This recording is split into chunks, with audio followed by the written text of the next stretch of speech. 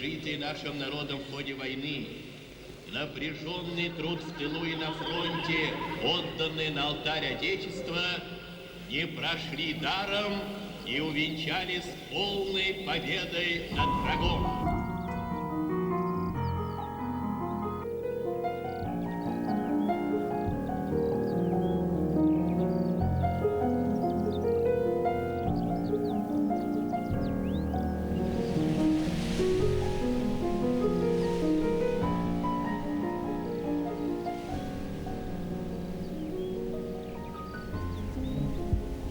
Долгая дорога вела к победе.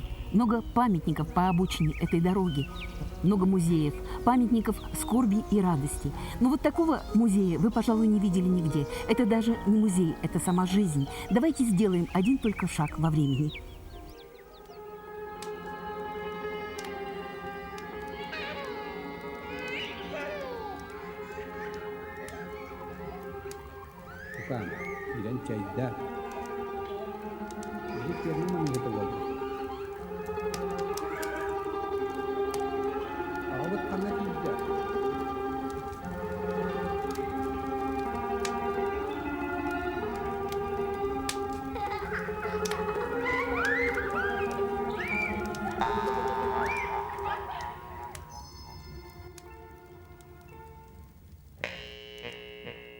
Иногда сама одна сижу так и вспоминаю вот в этом доме, как жили, как братья старшие работали в колхозе, как отец работал.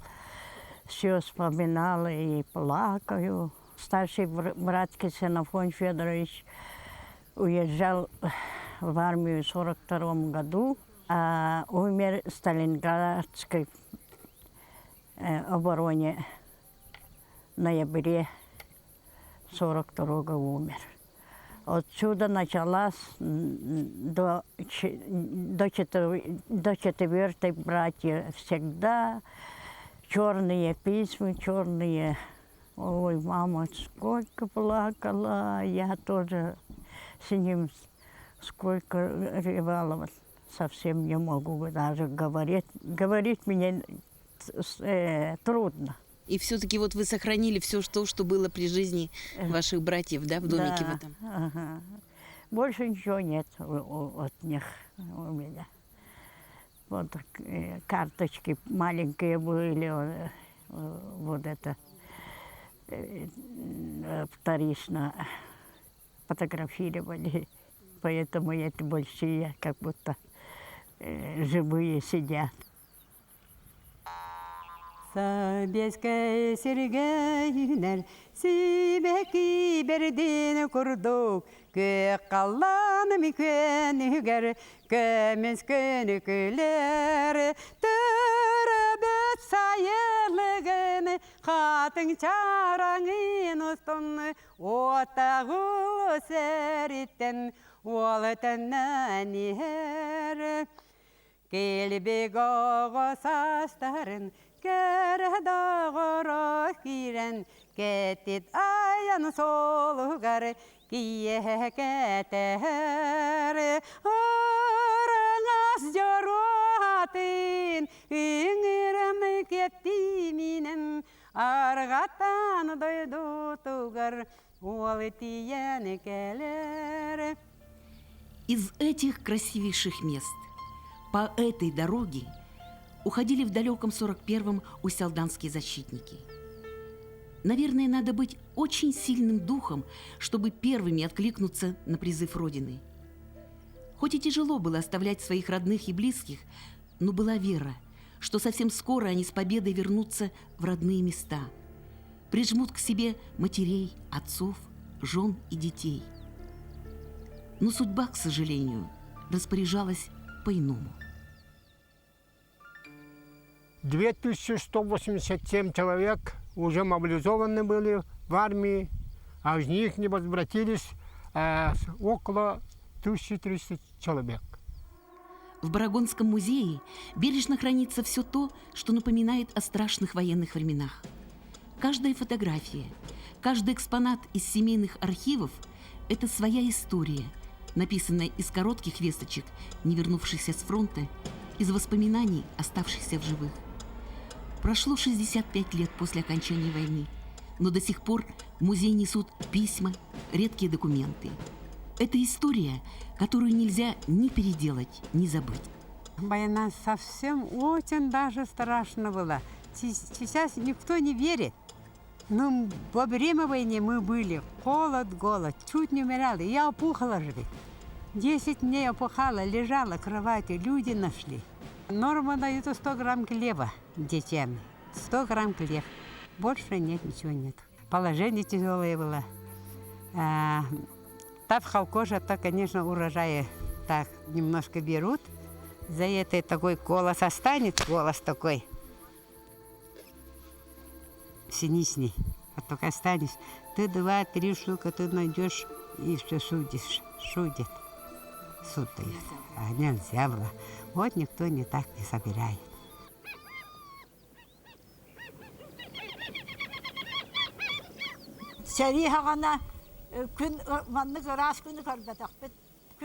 В годы войны мы не видели такого яркого солнечного дня, и нам казалось, что это угар войны. Без конца объявляли налог за налогом, поборы за поборами. Все шло для фронта. Люди весь скот свой забили и сдавали мясо, а самим оставались только шкуры. Эти шкуры варили и ели. Старик, 74 года, остался с 2 внуками-сиротами.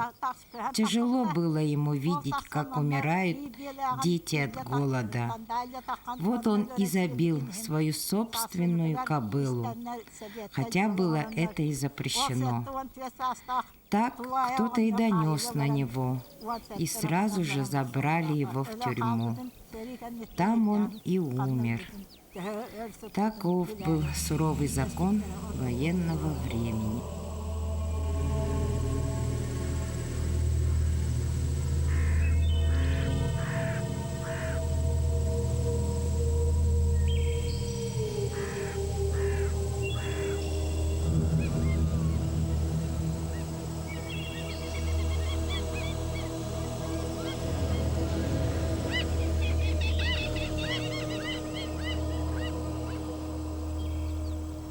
То утро, когда мы слышали, что сегодня День Победы, собиралась в школу идти. Я учительницей была в начальных классах. Прямо по дороге утром сидела завтракать, да, перед школой. И слышу по радио: сегодня День Победы. Вы все знаете, что кто этот советское интервью и так далее передавали.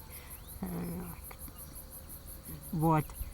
Такой хороший голос. Я прямо вскочила, пошла в школу. Школа там близко была. Приду в школу. Все учителя, средняя школа была, детей много было, учеников. Все радостные, все кричат, все вышли во двор школы. И кто как, кто с кем попало, целуются, кричат «Ура!», обнимаются. Потом сразу собрались и пошли в дом райсовета. Там у нас был двухэтажный деревянный дом. Вся деревня пошла туда.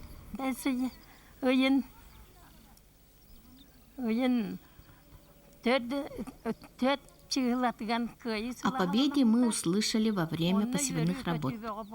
Взрослые с поля прибежали и сказали нам, детям, что наступила победа, что немцев побили.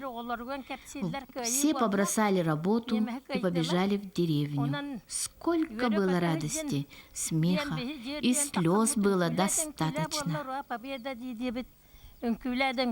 День Победы. Сегодня не учимся, праздник такой большой. Мы обратно пошли, свой тамтон. А встречаем здесь детей Тамторской школы, начальной школы. А парад такой они организовали прямо с барабанами и так далее.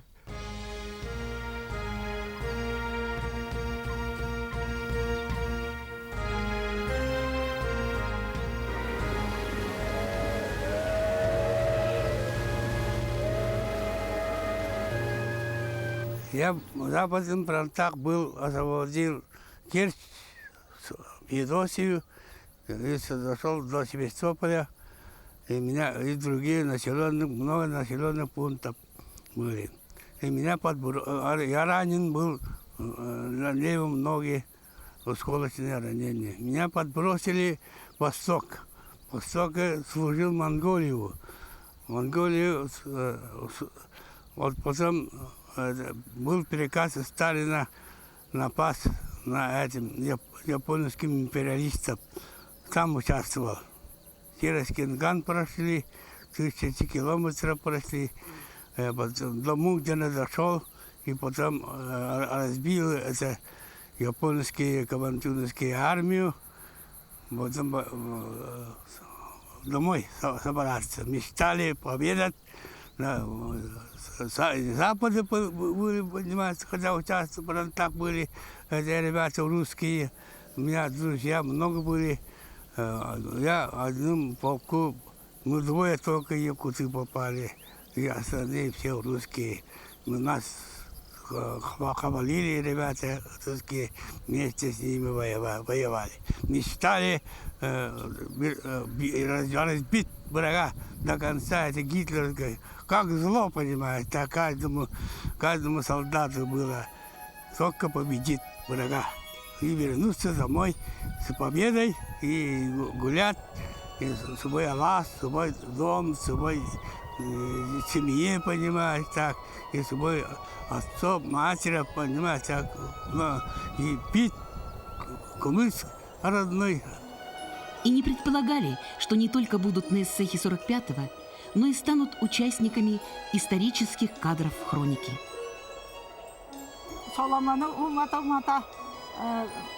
Etəlbəs qaryatanlıqda cəsarət əlbəs bollar canına. O saaret əlbəs baxsa yuxuda xolubur. Solomonun vatan varan arıgan yağayan etəlbəs bütün qaryatan tikey ketəbit. Мы сжигали солому, а копоть смешивали с маслом и намазывали на свои торбоза, чтобы нарядно выглядеть. У кого-то были американские кули, и мы у них просили, чтобы шить себе платья, штаны, юбки. А из более чистых белых кулей мы делали платочки, красили в синьки и надевали. Так мы нарядились и пошли на эссех. Когда мы пришли, народу так было много, что не пробиться.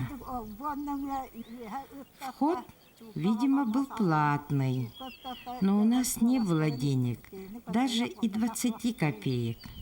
Поэтому мы, дети, смотрели, забравшись на изгородь, чтобы услышать хоть какие-то голоса. Вдруг услышали, что на центральном тюзельге фотографируют. Мы, дети, туда побежали и увидели там мужчину высокого роста. На плечах какая-то палка торчит. А это, оказывается, такие пиджаки с плечиками. А нам было так интересно, что за палка торчит. Это были такие серые пиджаки. А у него еще был аппарат какой-то странный, вот на 3 или на 4 ножках. И снимает он не с одного места, а все время бегает.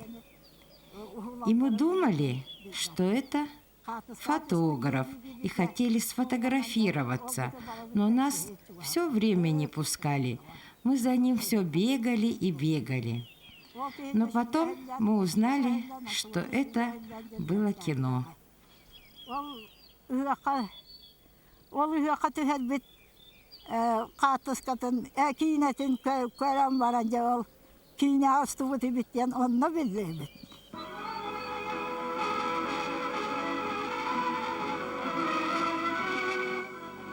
окончании весенне-полевых работ, когда леса красуются в нарядах листвы, в долинах зацветают шелковистые травы, когда над якутской землей воцаряются белые июньские ночи, наступает пора Усааха.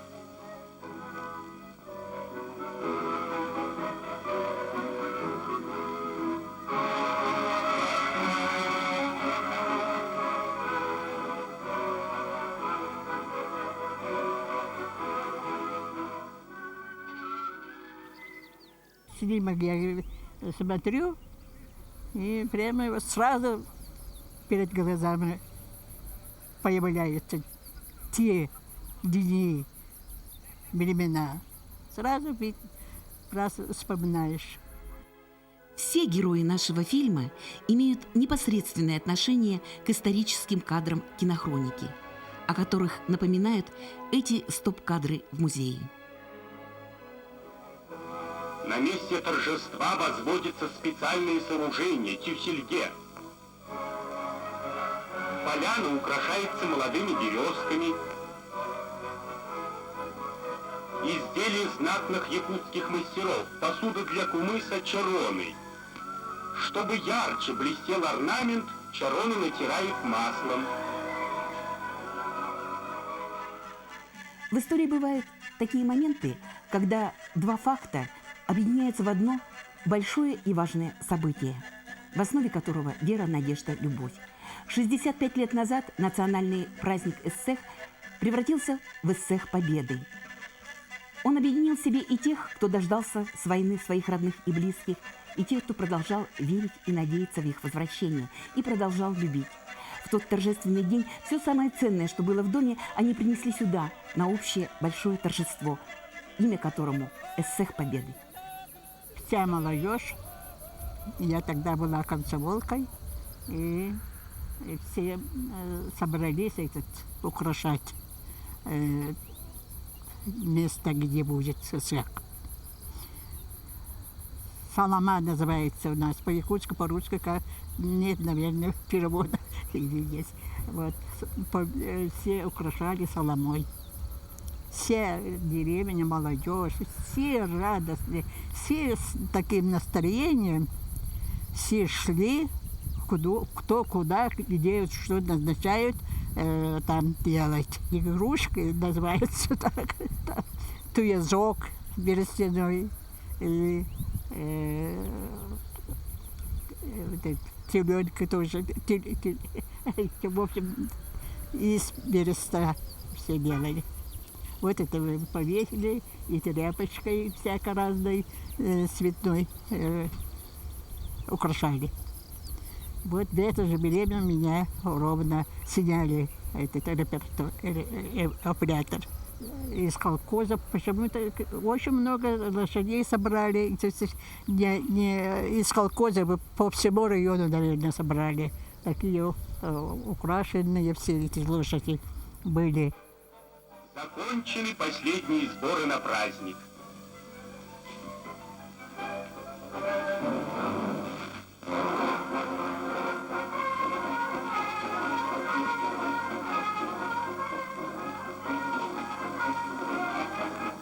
По лесным и проселочным дорогам из далеких таежных ночлегов Якутии потянулись живописные кавалькады. Красивые наряды женщин, богатые убранства коней вызывают гордость и восхищение народа. Так торжественно, все радостно. И был митинг,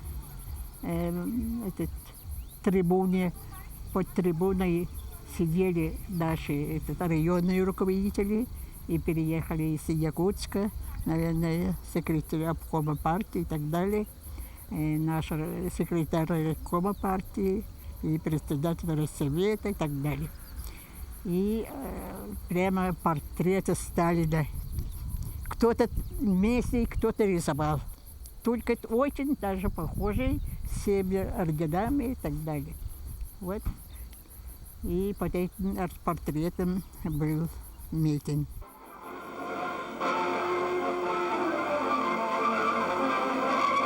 Курсак открывается митингом, на котором подводятся итоги трудовых успехов. Собравшихся приветствует с праздником второй секретарь Якутского обкома партии товарищ Попов.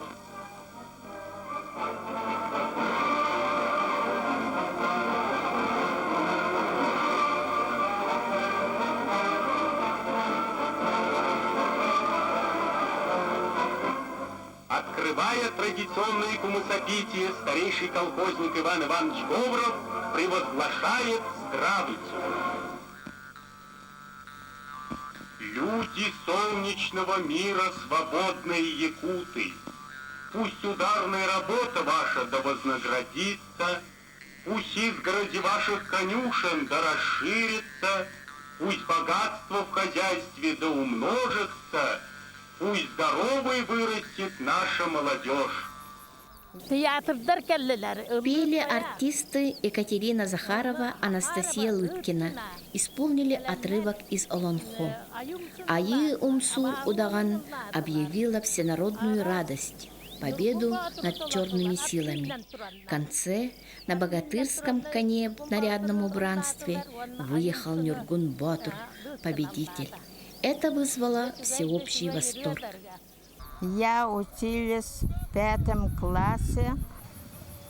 Наша репетиция собрали на цех. Сняли кино. Я стала маленькой актрисой.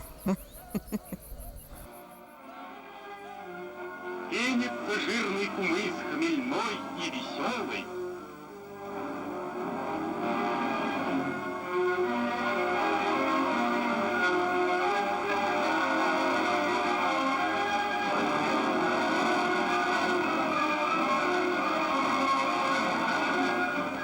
Кумысопитие в разгаре.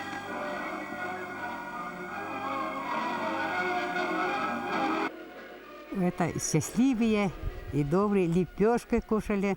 Угу. Раньше лепешка не кушал уже 4 года.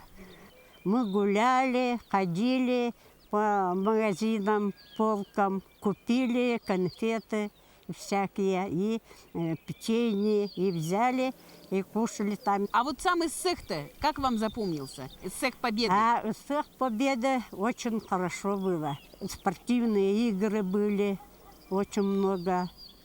Кылы, кобак, и капсалай тут, тогда и Британии палки притягивали. Кто победил, конечно, я сейчас не помню. И мы очень обрадовались туда. Потом некоторые ходят на концерт, а другие вот это спортивные игры. А в спорте-то кто победил, помните? Помню. Много было там участников, но заметил тех, которые вот победили. Национальный, например, это прыжки Кылы победил Дмитрий Куприянович Бочков. Как у него народное прозвище летящий, канатак, этот прыгун с крыльев.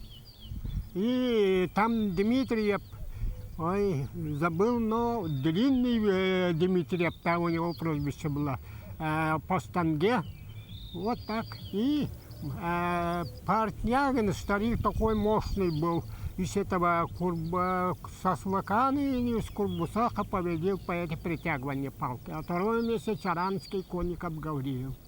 Вот так.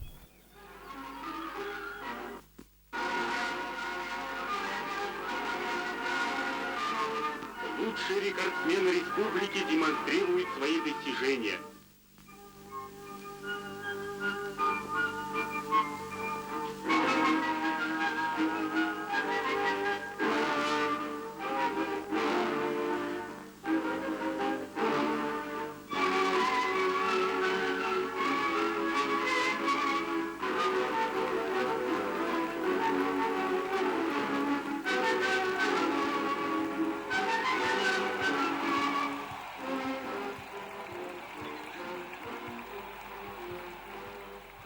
Цехи Победы мне было 10 с лишним лет. Некоторые детали я помню и сейчас. В цехах боролись мужчины, женщины.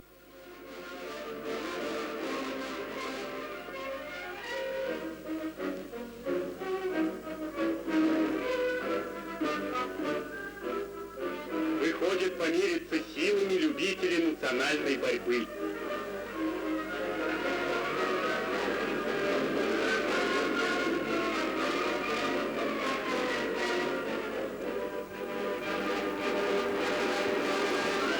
В борьбе Босикова Николая из Серектея и Литвинцева Николая из Нерса, закрывая одеяло, навстречу пускали 2 человека.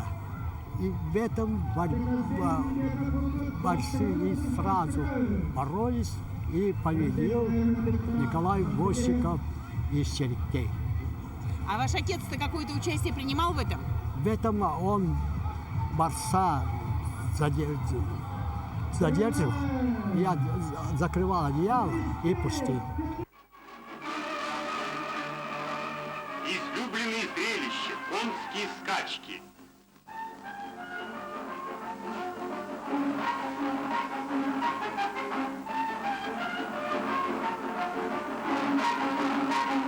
Победа приносит славу не только наезднику, но и колхозу, сумевшему вырастить быстрого скакуна.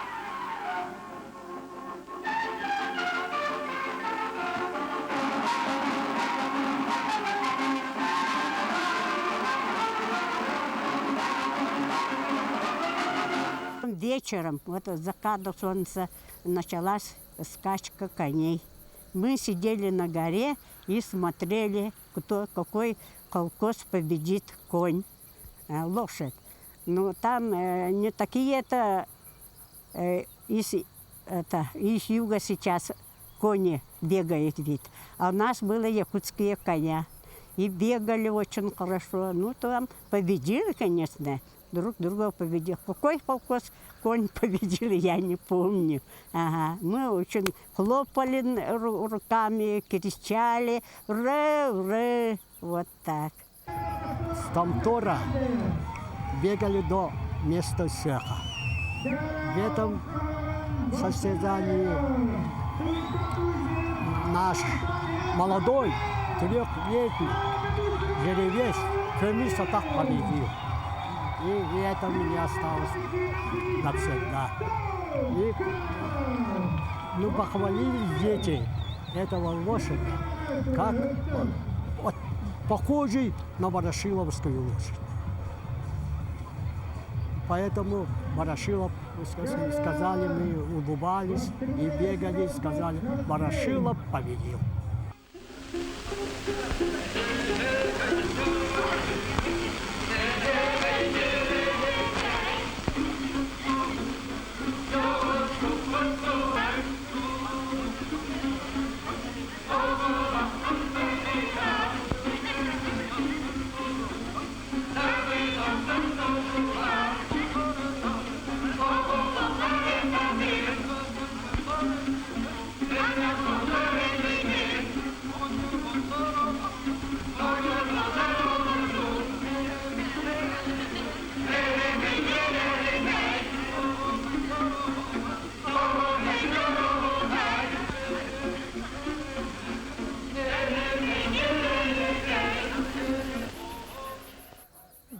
После обеда начался Асохай, запевал знаменитый Устин Навсоров. Весь народ закружился в этом тысячеголосом хороводе. Такой радости и всеобщего торжества на скольких исыхах я не была потом, не было. Сейчас все есть, еда, разные обряды, но радости такой я не вижу. Всю войну не было праздника, не было эссеха. И, конечно же, весть о том, что на одной из самых красивейших площадок района пройдет первый послевоенный эссех Победы, разнеслась очень быстро. Юным его участникам одним было поручено украшать площадку, другим торжественно держать чароны с кумысом у портрета Сталина, а кому изображать публику. Бес уже пошла, что именно вот проводится УСАХ. А почему именно здесь, на этом месте? Это года трудящие нашего Улуса района очень хорошо работали в тылу. Например, для животновода района 8 раз завоевали красные знамя обкома партии и Совета министров, победивших в социалистическом соревновании. 14 раз завоевали знамени, переходящие за перевесло добычу рыбы. И 9 раз для сбора налогов. Таким образом, суровые годы войны трудящего Солданского улуса, чем смогли, трудились для того, чтобы победить врага. Эта местность была красивая местность была. Вот. Прямо вот. Все это бугорков стоя, народ смотрит, как, например, идет скачка лошадей, например, как национальные игры идут. Все было интересно, просто слова не обрисовать. Уруй айхол! Айхол Мишель! Айхол Мишель! Уруй айхол! Айхол Мишель! Айхол Мишель! Люди с радостью ждут этого праздника. Это праздник для всех жителей нашей республики. Праздник пробуждения природы и рассвета природы. Праздник, который символизирует преемственность поколений. И он проводится на земле Усалданского улуса. И это дань всей республики усалданцев. И действительно, Усалданская земля – это священная земля.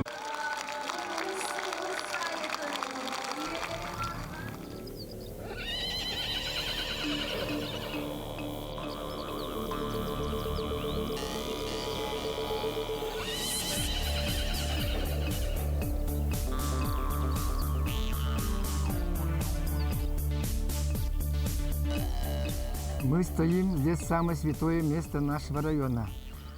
Здесь этот памятник нашим воинам, участникам войны. У нас появилась идея нашему ветеранскому совету поставить памятник первому сыху победы 1945 года. И выполнили достойно эту работу. Мы очень рады. Серге, священная коновязь, хранитель благополучия семьи, рода, символ быта и духовности всего якутского народа. Как память о радостном и великом событии Исыхи Победы 45-го благодарными потомками воздвигнут Серге. Уруй айхол! Айхол Мишель! Айхол Мишель! Уруй айхол! Айхол Мишель! Айхол Мишель! Ол көңіл дойдутан мен сахам сиреттен, од бұрдық бұяна, қол көста қаластан, тондарым толырда, санар жуды жанотан, емін мана әғірде қалып, тақалыра бар, оройу айғалым. Атырар әлбенім, айғыстар орнана, көмісті қалданым, көмелін чағылам, өзі бөлі елгелі, секері боламын, қатығы дойдуын, күн жолын көптивен, көңіл сер көқтивен, әрігі мечелін. От якутской земле, от колхозных полей, где хлеба расцвели, где стата всех тугней, от зеленых лесов, от моих земляков. Нас народ трудовой шлет привет и поклон, передать просил он вам рой и айгал.